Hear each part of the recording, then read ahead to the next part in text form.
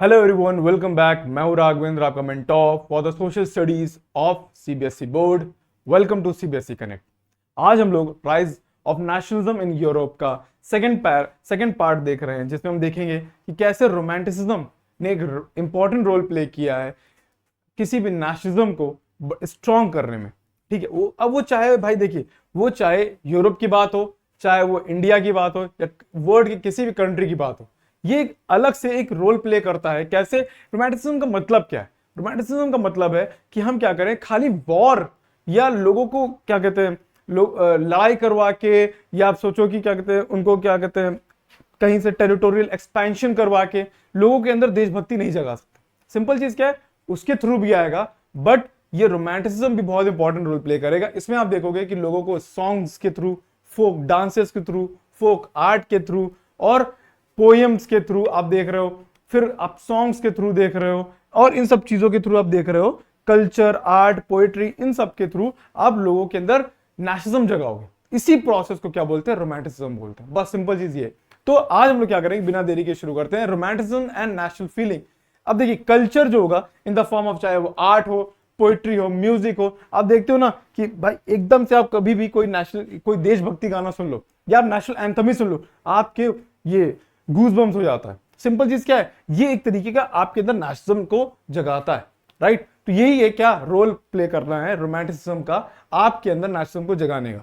Simple चीज क्या है, आप देख रहे हो आर्ट हो, चाहे पोइट्री हो, आप देखते हो भारत माता की फोटो देखते हो, ठीक है, आप नेशनल एम्बलम की फोटो देखते हो, आप तिरंगे की फोटो देखते हो, आपको क्या लगता है? ओ माय गॉड, आपके अंदर से नेशनलिज्म अपने आप जागने लगता है, राइट? यही है क्या रोमांटिसिज्म एंड नेशनल फीलिंग। यही है आपके अंदर जो नेशनलिस्ट सेंटिमेंट लेके आएगा। ठीक है, आप देखते हो, आप इंपॉर्टेंट स्टोरीज पढ़ते हो हमारे एंशियंट लीडर्स की, ठीक है, आप इंपॉर्टेंट उनके बारे में, उन्होंने क्या क्या किया, कैसे फाइट की, देश के लिए क्या किया, आप जब भी पढ़ते हो तो आपके अंदर क्या आता है? आपके अंदर नेशनलिस्ट फीलिंग जागती है, सेंटिमेंट जागता है। तो नेशनलिज्म को जगाने का एक और तरीका ये भी है। अब चाहे वो फ्रांस हो चाहे इंडिया हो, इंडिया में भी क्या हुआ, इंडिया में जब हमारे यहाँ नेशनलिज्म आजादी की लड़ाई हो रही थी, तो क्या होने लगा, आजादी की लड़ाई के साथ साथ भारत माता की photos, national feeling, national anthem और ये वंदे मातरम, ये सब लिखे जाने लगे, और ये सारे इंपॉर्टेंट खून खौला देने वाले स्लोगन्स। ठीक है, अब क्या कहते हैं, जब सुभाष चंद्र बोस ने बोला कि तुम मुझे खून दो मैं तुम्हें आजादी दूंगी, वो क्या है? वो एक ऐसा स्लोगन है जो आपके अंदर क्या करेगा, देश के प्रति और समर्पित होने का मन करेगा, राइट? आपके अंदर नेशनलिस्ट सेंटिमेंट और जगाएगा। बस वही चीज क्या है, रोमांटिसिज्म। यही क्या हुआ जिसने यूरोप में, फ्रांस में ये सब इंपॉर्टेंट रोल प्ले किया। अब जैसे रोमांटिक एक थे राइटर जिसको बोलते हैं जॉन गॉटरफील्ड, उन्होंने बोला कि भाई German culture can be discovered among, आप देखते हो कि भाई कॉमन जो पीपल हैं उन्हीं के थ्रू आप देखोगे कि भाई लोगों को आप एक तरीके से क्या करोगे, मोटिवेट करोगे, एक तरीके से उनके अंदर नेशनल सेंटिमेंट जगाओगे। ठीक है, ये है एक इंपॉर्टेंट रोल जो कि रोमांटिसिज्म का है, राइट? आप फिर देखो फोक सॉन्ग हो चाहे पोइट्री हो, आप देखोगे नेशनलिस्ट बिल्डिंग, आप देखते हो कोई भी इंपॉर्टेंट आप किसी फोर्ट को देख लेते हो तो क्या होता है, आपके अंदर नेशनल फीलिंग जाग जाती है। आप रेड फोर्ट जाते हो, आपको लगता है ओ यहाँ पे क्या था, यहाँ पे प्राइम मिनिस्टर हर साल क्या देते हैं, भाषण देते हैं। आप ये जानते हो कि यहाँ पे कौन मुगल रूलर्स रहते थे, सिंपल मतलब वो रूलर जो पूरे इंडिया को क्या कर रहे हैं, रिप्रेजेंट करते थे, रूल करते थे। तो एक तरीके से आपके अंदर क्या आती है, फीलिंग्स आती है, सेंटिमेंट्स आता है नेशनलिस्ट। ठीक है, समझ गए?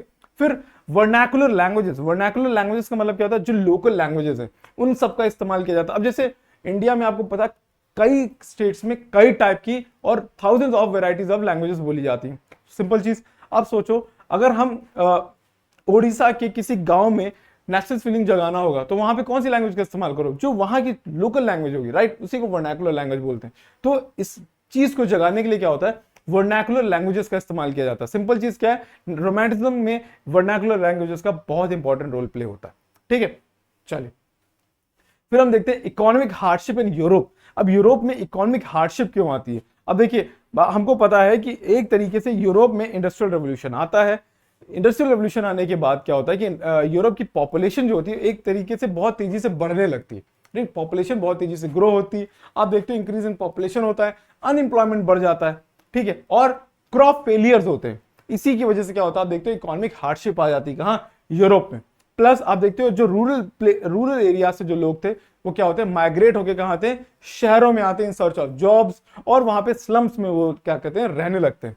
ठीक है, आप देखते हो पीजेंट स्ट्रगल करने लगते हैं, जो वर्कर्स होते हैं, प्राइस राइज बहुत ज्यादा हो जाता है। ठीक है, प्राइस राइज की बात देखोगे तो कई सारे कॉमन रिवोल्ट्स होंगे वहां पे, कहां पे, यूरोप में, राइट। आप ये देखोगे, और सबसे बड़ा प्रॉब्लम क्या हुआ, ये import of cheap machine made goods. अब देखिए, आप ये समझो कि भाई सिंपल चीज क्या है कि अगर इंडस्ट्रियल रेवोल्यूशन आता है, कहां पे, इंडस्ट्रियल रेवोल्यूशन आता है इंग्लैंड में, राइट। उसके बाद देखते हो कि भाई मशीन मेड गुड्स खाली इंडिया के लिए प्रॉब्लम नहीं हो रहे हैं, यूरोप के भी कई कंट्रीज के लिए प्रॉब्लम क्रिएट हो रहे हैं, राइट। वो क्या हो रहा है कि देखो हैंडमेड गुड्स हम बना रहे हैं, या यूरोपियन कंट्रीज बना रही, अब वो हैंडमेड गुड्स क्या होंगे, वो महंगे होंगे, और जो मशीन से सामान बन के आ रहा है वो चीप होगा। तो वो एक प्रॉब्लम हो रहा था किसके लिए, पीजेंट्स के लिए, जो वहां पे काम कर रहे थे। ठीक है, अब आप देखिए कि क्या कहते हैं, ये इकोनॉमिक हार्डशिप के कारण थे, या आप ये समझिए ये इकोनॉमिक हार्डशिप थी। अब इसकी वजह से क्या होगा, लोग फिर से रिवोल्ट कर देंगे।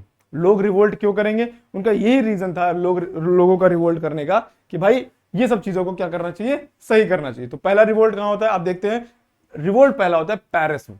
पेरिस में कब रिवोल्ट होता है, 1848 में लोग क्या करते हैं, रिवोल्ट कर देते हैं, और किसके खिलाफ, वहां के किंग लुइस फिलिप क्या करते हैं, इसकी वजह से भाग जाते हैं। क्यों, क्योंकि इतना ज्यादा लोग रिवोल्ट पे, रोड पे आ जाते हैं कि भाई अब तो इस किंग को क्या करना है, भगाना है। क्यों, क्योंकि भाई बहुत बुरा हाल हो गया था।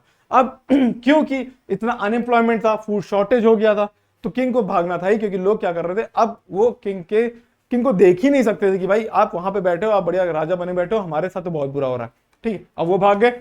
अब क्या होता है, वहां पे नेशनल असेंबली आती, और वो क्या करती, डिक्लेयर कर देती है फ्रांस को क्या, एक रिपब्लिक, और फाइनली फ्रांस क्या हो जाता है, एक रिपब्लिक कंट्री बन जाता है। ठीक है, वो आज तक है। और वहां पे ग्रांटेड सफरेज, वोटिंग राइट मिलती है किसको, 21 अबव सारे अडल्ट मेल्स को। अभी यहां देखो ध्यान से, मेल्स को मिली है, फीमेल्स को अभी भी कोई राइट नहीं दिया गया है। ठीक है, ये हो गया एक। दूसरा क्या है, इन्होंने बोला गया राइट टू जॉब, मतलब कि आप देखो राइट टू वर्क मिलेगा। ठीक है, नेशनल वर्कशॉप्स बनी थी ताकि आपको क्या मिले, जॉब्स मिल सके। ये एक हुआ था रिवोल्ट, जो किसकी वजह से हुआ था, जो हार्डशिप आई थी कहां पे, यूरोप में। फिर क्या था, रिवोल्ट ऑफ सिलेसिया, यहां पे भी क्या हुआ था, कॉन्ट्रैक्टर्स ने कुछ प्रॉब्लम की, क्या कर दिया था, कॉन्ट्रैक्टर्स ने जो पेमेंट कहा था कि हम पेमेंट देंगे आपको, ठीक है, वो नहीं दी, तो लोगों ने यहां क्या कर दिया था, रिवोल्ट कर दिया था। वो अलग बात है, सप्रेस कर दिया गया था, बट एक रिवोल्ट हुआ, इंपॉर्टेंट है। ठीक है, तो ये दो रिवोल्ट किसके थे, कि जो आपके यूरोप में हो रहे थे, राइट। अब बात करते हैं रेवोल्यूशन ऑफ लिबरल्स। अब देखिए लिबरल्स क्या है, आपको पता है, लिबरल्स वो मिडिल क्लास थी जो ये सोचती थी कि भाई फ्रीडम होनी चाहिए। फ्रीडम चाहे वो आपके इकोनॉमी में हो, चाहे वो पॉलिटिक्स में हो, हर चीज में आपको फ्रीडम मिलनी चाहिए, राइट। तो ये लिबरल्स ने भी क्या किया, रेवोल्यूशन शुरू कर दिया। आप देखोगे they demanded creation of nation state, वो चाह रहे थे एक नेशन स्टेट बने जिसमें आप पार्लियामेंट्री प्रिंसिपल्स को फॉलो किया जाए, फ्रीडम ऑफ प्रेस हो, ठीक है, फ्रीडम ऑफ एसोसिएशन हो, मतलब ये सारी फ्रीडम्स मिले। ये वो लिबरल्स है, लिबरल्स ने क्या किया, हमको ये सारी चीजें चाहिए।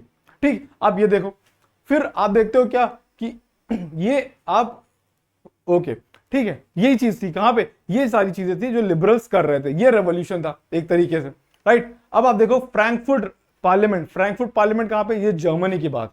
इसमें देखते हैं मिडिल क्लास प्रोफेशनल्स और आर्टिजन बिजनेसमैन क्या करते हैं, फ्रैंकफर्ट के एक तरीके से मिडिल क्लास क्या करते हैं कि फ्रैंकफर्ट में एक जाके एक असेंबली बनाते हैं जिसको बोलते हैं all general assembly. All general assembly में कितने मेंबर्स होते हैं, 831 इलेक्टेड मेंबर्स होते हैं, और इसी का नाम ये लोग क्या कर देते हैं, फ्रैंकफर्ट पार्लियामेंट कर देते हैं।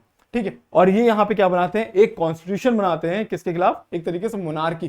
ठीक है, और आप कहते हैं मोनार्की किसके अंडर होगी, पार्लियामेंट के अंदर होगी। मतलब इन्होंने एक क्या किया, एक कॉन्स्टिट्यूशन बनाया जिसमें इन्होंने बोला कि जो मोनार्की होगी वो पार्लियामेंट के अंडर काम करेगी। अब सिंपल चीज क्या है, अब ये चीजें तो उन्होंने कर ली, अब वहां का जो किंग होगा वो इस चीज को एक्सेप्ट करेगा, बिल्कुल नहीं करेगा। तो किंग ऑफ प्रशिया जो थे विलियम फोर्थ, उन्होंने रिजेक्ट कर दिया, और उन्होंने और मोनार्क्स के साथ मिलकर कहा कि भाई इस असेंबली का हम क्या करेंगे, बॉयकॉट करेंगे और इनको दबा के रखेंगे आर्मीज के थ्रू, राइट। अब आप देखते हो कि parliament was dominated by middle class. अब इस पार्लियामेंट में एक प्रॉब्लम क्या थी, इस पार्लियामेंट में एक प्रॉब्लम ये थी कि इसमें मिडिल क्लास डोमिनेट कर रहा था, प्लस इन्होंने किसको इग्नोर कर दिया, इनको इग्नोर कर दिया इन्होंने पीजेंट्स को, राइट। इन्होंने पीजेंट्स को आपको एक तरीके से इग्नोर कर दिया। तो सिंपल चीज है, पीजेंट्स ने अपना सपोर्ट वापस छीन लिया, और जिसकी वजह से इनका मूवमेंट जो था वो क्या हो गया, वीक हो गया। नहीं तो अगर वो पीजेंट्स होते उसमें तो ये मूवमेंट स्ट्रांग रहता, वो किंग के ऊपर और प्रेशर बनता। तो फाइनली किंग ने क्या करते हैं, किंग इनको भी दबा के रख देते। अब देखते हैं वुमेन्स पॉलिटिकल राइट। वुमेन्स को आपको पता है पॉलिटिकल राइट्स बिल्कुल नहीं मिली थी, पॉलिटिकल राइट उनको डिनाई कर दिया गया था। अभी आप लोगों ने देखा था फ्रांस में भी ऐसा ही हुआ कि उनको वोटिंग राइट भी नहीं मिली। सिंपल चीज ये था, ठीक है। ड्यूरिंग फ्रैंकफर्ट पार्लियामेंट आप देख रहे हो कि वुमेन्स को एडमिट कर, मतलब कि एक तरीके से उनको बुलाया गया था कि आप आइए पार्लियामेंट में बैठिए, डिसीजन में देखिए, बट एज एन ऑब्जर्वर आप दूर खड़े होकर बस देखेंगे, कुछ चेंजेस नहीं कर सकते, ठीक है। आप देखते they had form political association, they were denied right to vote during election of, वही चीज है कि उनको इलेक्शंस में पार्ट लेने के लिए डिनाई कर दिया गया था कि आप इलेक्शन में पार्ट नहीं ले सकते। तो सिंपल चीज ये। अब एडॉप्ट चेंजेस और पर कंजर्वेटिव रजीम की बात करते हैं। अब आपको पता है कि भाई सिंपल चीज क्या है कि भाई कंजर्वेटिव जो थे उन्होंने क्या किया, आपको उनको ये लग गया था कि भाई अब बहुत दिनों तक हम ये लोगों का गुस्सा सह नहीं पाएंगे या हम लोग कंट्रोल नहीं कर पाएंगे, हमको कुछ ना कुछ चेंजेस देने पड़ेंगे। जैसे आप इंडिया में देखो, इंडिया में क्या हुआ, ब्रिटिशर्स को जब लगा कि भाई अब ये इंडियंस बहुत ज्यादा डिमांड कर रहे हैं, इंडियंस हमारे अगेंस्ट खड़े हो रहे बहुत ज्यादा, तो हम उन्होंने कहा कि भाई कुछ ना कुछ पावर्स दे देनी पड़ेगी। तो उन्होंने क्या किया, किसी को वोटिंग राइट दे दी, किसी को क्या किया, डोमिनियन स्टेटस की बात करने लगे, ठीक है। तो ये सारी चीजें क्या थी, ये अब चेंजेस कंजर्वेटिव्स भी अडॉप्ट करने लगे। उन्होंने कहा बॉन्डेड लेबर जिसको था उसको अबॉलिश कर दिया, कहा ठीक है जाओ खुश हो जाओ, बॉन्डेड लेबर को अबॉलिश कर दिया, ठीक है। हंगेरियंस वर गिवन ऑटोनॉमी, उनको ऑटोनॉमी मिल गई, ठीक है। कंजर्वेटिव फोर्सेस सक्सीडेड, ठीक है। लिबरल मूवमेंट इन 40 ये ठीक है, उन्होंने एक तरीके से उनका पूरा मूवमेंट दबा के रख दिया था, ठीक है। और बाकी देखते हैं कि ये हो गया कि सर्टेन चीजें और कई सारे चेंजेस जो थे आपके सेंट्रल यूरोप में भी लेके आए गए थे। तो सिंपल चीज क्या, कंजर्वेटिव ने कई सारे तरीके अपनाए ताकि क्या किया जा सके, ये जो लोग लिबरल्स खड़े हो रहे हैं उनके सामने उनको दबाया जा सके। तो सिंपल चीज ये कि कैसे आपका क्या कहते हैं फ्रैंकफर्ट पार्लियामेंट बनी, फ्रैंकफर्ट पार्लियामेंट में क्या डिसीजन लिए गए और कैसे रोमांटिज्म एक इंपॉर्टेंट रोल प्ले करता है नेशनलिज्म की फीलिंग को स्ट्रॉन्ग करने के लिए, ठीक है। तब तक के लिए thank you, bye bye, take care.